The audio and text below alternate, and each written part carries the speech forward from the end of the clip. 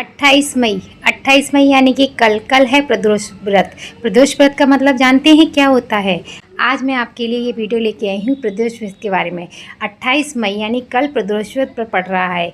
ये व्रत हर महीने त्रयोदशी की तिथि यानी शुक्ल या कृष्ण पक्ष में रखा जाता है। इस दिन भगवान शिव और माता पार्वती की पूजा का बहुत महत्व होता है। इस बार यह शाम के समय में प्रदोष काल में पूजा करने का दिन माना गया है, जो सूर्यास्त से लगभग 45 मिनट पहले और बाद तक का माना जाता है। प्रदोष व्रत का महत्व क्या है? प्रदोष व्रत का जो महत्व है, इस दिन व्रत रखने से सभी पापों का नाश होता है, जीवन में सुख समृद्धि होती है और शांति आती है। आप विशेष रूप से शिव की कृपा आपके ऊपर। प्रदोष व्रत की पौराणिक कथा अगर आप जानना चाहें तो कथा इस प्रकार है, जो मैं सुना रही हूँ, ध्यान से सुने। बहुत समय पहले की बात है, जब देवता और असुरों के बीच समुद्र मंथन हो रहा था। उस दौरान सबसे पहले एक भयंकर विष निकला, जिसे हलाहल विष के नाम से जाना जाता है।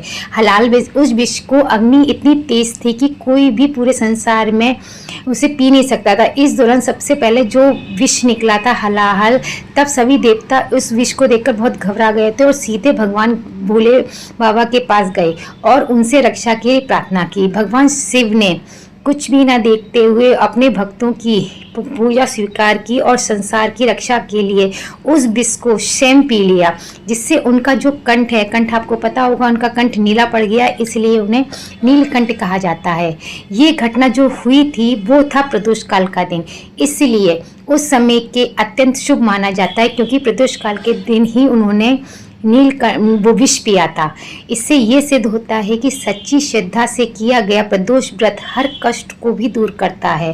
प्रदोष काल में आप जो पूजा की विधि मैं आपको बताना चाहूँगी, थोड़ी ध्यान से सुनिएगा।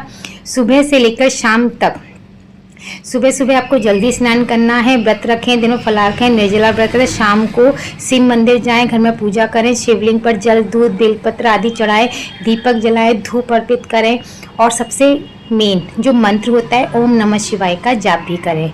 इसकी कथा भी बहुत ज़रूरी होती है, कथा भी जरूर सुने। फल, दूध, सूखे मेवे, साबुनदाना, कोटू का आटा शाम को पूजा के बाद व्रत खोल सकते हैं। फिर क्या, और एक चीज़ याद रखिएगा, कुछ नोट ज़रूरी बात बताना चाहूँगी। इस दिन आपको, अगर आप व्रत रख रहे हैं प्रदोष पर, तो आपको क्रोध नहीं करना है, झूठ नहीं बोलना है, बुरे विचारों को दिमाग में नहीं लाना है। मन को शांत और सकारात्मक रखें, शिव पार्वती की भक्ति में ध्यान लगाएं। प्रदोष से बहुत लाभ होता है। जिसका विवाह नहीं हो रहा हो, उनका विवाह हो जाता है, सारी बाधाएं दूर हो जाती हैं, धन संपत्ति बढ़ती है, मानसिक शांति का भी मिलती है। जीवन में जितने भी कष्ट होते हैं सब धीरे धीरे खत्म हो जाते हैं। अगर आपको प्रदोष व्रत की मेरी कहानी अच्छी लगे तो प्लीज़